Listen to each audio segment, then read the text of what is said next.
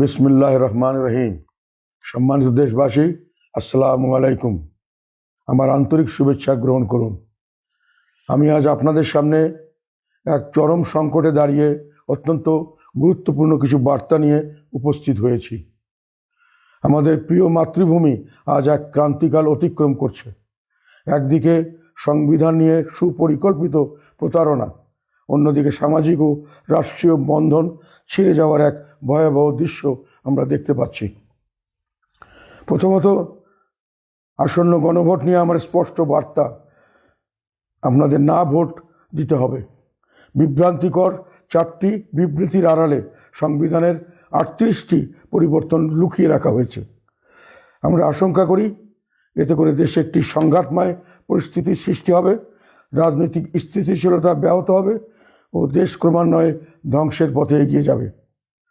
এখানে একটি কথা আমি দৃঢ় কণ্ঠে বলতে চাই, তা হলো আমি ব্যক্তিগতভাবে প্রথম থেকে শেষ দিন পর্যন্ত জুলাই আন্দোলনের সঙ্গে ছিলাম।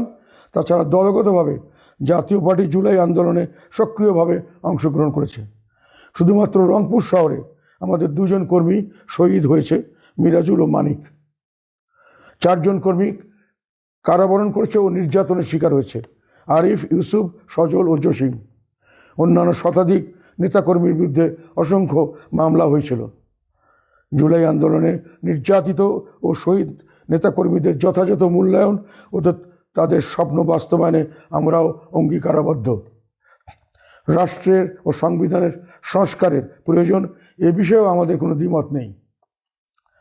তবে আমরা বিশ্বাস করি এ সমস্ত কিছু হতে হবে সংবিধান সম্মত স্বচ্ছ প্রক্রিয়ায়, নির্বাচিত সংসদ, সরকার ও জনগণের সম্মিলিত উদ্যোগে। কোনো নির্দিষ্ট গোষ্ঠীর মাধ্যমে শুধু তাদের পূর্ব নির্ধারিত এজেন্ডা বাস্তবায়নের জন্য অস্বচ্ছ ও বেআইনি প্রক্রিয়ার মাধ্যমে আন্দোলনের শহীদদের আত্মত্যাগের পক্ষে সৃষ্ট আবেগকে কাজে লাগিয়ে যে ধরনের সংস্কার প্রস্তাব করা হয়েছে তা আমাদের কাছে গ্রহণযোগ্য নয়। বর্তমান হানা ভোটের মাধ্যমে সেরকম একটা উদ্যোগ আমরা লক্ষ্য করছি। সে কারণে গণভোটে জনগণকে না ভোট দেওয়ার আহ্বান জানাচ্ছি। আজ আমাদের রাষ্ট্র সমাজের দিকে তাকিয়ে দেখুন। বিদ্বেষ আর বিভাজন আজ 18 কোটি মানুষকে একে অপরের মুখোমুখি দাঁড় করিয়েছে। ইনসাফ আর সাম্যের কথা বলে আজ তৈরি করা হয়েছে চরম বৈষম্য আর দখলদারিত্বের এক অমানবিক রাষ্ট্র, যেখানে চরম নিষ্ঠুরতাকে অভিবাদন জানানো হয়, মসজিদ, গির্জা কিংবা মাজারে পৈশাচিক উল্লাস হয়, যেখানে মানুষ আজ বাকরুদ্ধ। আমাদের প্রিয় মাতৃভূমি আজ যেন এক মৃত্যুপুরী। দিনে দুপুরে প্রতিপক্ষকে খুন করে মৃতদেহ পুড়িয়ে ফেলা হচ্ছে। বিভিন্ন স্থানে সংখ্যালঘু সম্প্রদায়ের বাড়িঘর, দোকান লুটপাট, ভাঙচুর ও আগুন দেওয়ার অভিযোগ পাওয়া যাচ্ছে, অথচ রাষ্ট্র নির্বিকার। সামাজিক যোগাযোগ মাধ্যমে ঘোষণা দিয়ে বাড়িঘর ভাঙচুর ও জ্বালিয়ে দেওয়া হচ্ছে, কিন্তু কারো ঘুম ভাঙছে না। এটি একটি ব্যর্থ রাষ্ট্রের পূর্ব লক্ষণ ছাড়া আর কিছুই নয়। আমাদের অর্থনীতিও আজ হুমকির মুখে। বিগত কয়েক মাসে শত শত কলকারখানা বন্ধ হয়েছে, বাড়ছে বেকারের সংখ্যা। ব্যাংকের রিজার্ভের প্রকৃত অবস্থা আমাদের অজানা। আমাদের সীমান্ত আজ অন্যের নিয়ন্ত্রণে চলে যাচ্ছে। নারীরা আজ নিজ দেশে পরবাসী। আমাদের শিল্প সংস্কৃতি, জারি সারি ভাওয়াইয়া আর কবিতার কণ্ঠরোধ করা হচ্ছে। এমনকি নারীর শিক্ষা ও কর্মক্ষেত্রে চলাফেরাও আজ শকুনের নখরে বন্দী। এই ধ্বংসাত্মক ডিজাইন আমাদের ভাঙতে হবে। আমাদের প্রথম কাজ হবে রাষ্ট্র সমাজের ছিঁড়ে যাওয়া সকল বন্ধনকে আবার জোড়া দেওয়া।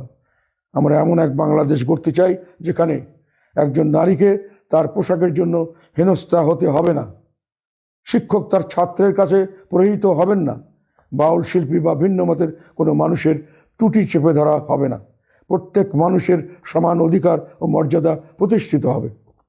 প্রিয় দেশবাসী, এই নির্বাচনে মাত্র 2টি পক্ষ, একটি মহান মুক্তিযুদ্ধের চেতনা ও 71-এর পক্ষের শক্তি, অন্যটি সেই আদর্শ বিরোধী অপশক্তি। জাতীয় পার্টি সবসময় আপনাদের পাশে ছিল এবং আছে। জাতীয় পার্টিকে লাঙ্গল প্রতীকে ভোট দেওয়া মানেই হলো একটি গণতান্ত্রিক বাংলাদেশ ফিরিয়ে আনা এবং 1971 সালের চেতনাকে জয়যুক্ত করা। পরিশেষে আমি বলতে চাই, আজ আমাদের দেশ সার্বিকভাবে বিভক্ত। আমরা এবং তারা এই বিভাজন আমাদের এমন এক পর্যায়ে নিয়ে গেছে যে কেউ কাউকে সহ্য করতে পারছি না, অন্যের মতামতকে বুঝতেও চাচ্ছি না। কিন্তু এই অসহিষ্ণুতা থেকে আমাদের বের হতে হবে। মনে রাখবেন, দেশটা আমাদের সবার, দেশ একটাই, এবং এ দেশের প্রশ্নে আমাদের সবাইকে এক মতাবলম্বী ও একতাবদ্ধ হতে হবে। দেশের স্বার্থে কোনো পক্ষ বিপক্ষ থাকতে পারে না। অতীতের সব তিক্ততা পিছনে ফেলে আমাদের সামনের দিকে এগিয়ে যেতে হবে। বিভাজনের এই অপরাজনীতি এখনই বন্ধ করার সময়। হিন্দু মুসলিম, বৌদ্ধ খ্রিস্টান, নারী পুরুষ, তৃতীয় লিঙ্গ কিংবা পাহাড়ি সমতলী, আমাদের সবার পরিচয় আমরা বাংলাদেশের নাগরিক, আমরা বাংলাদেশি। আমাদের লক্ষ্য এমন এক বাংলাদেশ যেখানে সবাই নিরাপদে থাকবে এবং সবাই সমান অধিকার থাকবে। রাষ্ট্র হবে এমন যেখানে প্রতিটি মানুষ সমানভাবে নিজ নিজ ধর্ম পালনের পূর্ণ অধিকার পাবে। আসুন সব ভেদাভেদ ভুলে একটি মানবিক ও বৈষম্যহীন বাংলাদেশ গড়ে তুলুন।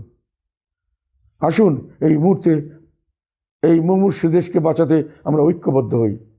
সবশেষে বলতে চাই, অরাজকতা ও বিচারহীনতার সংস্কৃতি বন্ধ করতে এবং দেশের গণতন্ত্র রক্ষা করতে লাঙ্গল প্রতীকে ভোট দিন। বজ্রকণ্ঠে আওয়াজ তুলুন, বিভাজন নয় ঐক্য চাই, স্বৈরাচার মুক্ত গণতান্ত্রিক বাংলাদেশ চাই। লাঙ্গল প্রতীকে ঐক্য গড়ি, বৈষম্যহীন বাংলাদেশ গড়ি। বাংলাদেশ জিন্দাবাদ, জাতীয় পার্টি জিন্দাবাদ।